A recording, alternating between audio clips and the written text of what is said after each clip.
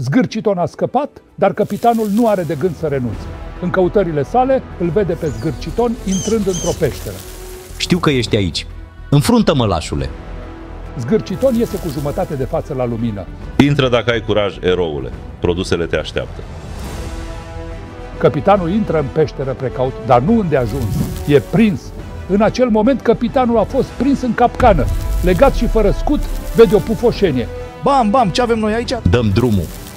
Grăsam pufos ce ești. Hai că glumeam și eu, dar acum gata cu joaca. Bursucul ia scutul și pleacă în întuneric. Ăsta nu cred că-ți mai trebuie. În acel moment apare Zgârciton cu tequila și geanta Ghes terifiate. Ce petrecere voi da după ce te înving? Mu-ha-ha-ha-ha. În timp ce vorbea victorios, eroul reușește să se dezlege. Eroul, acum eliberat, se pune rapid în poziție de atac. Adunându-și toată forța, capitanul îi servește un pumn zdravă lui Zgârciton Cât am așteptat să fac asta? și îl lasă lat pe jos. Produsele reușesc să scape și prind viteză înspre ieșirea din peșteră. Acum el victorios, capitanul conduce toate produsele afară din peșteră. Promit că veți primi reducerea de până la 40% de Black Friday.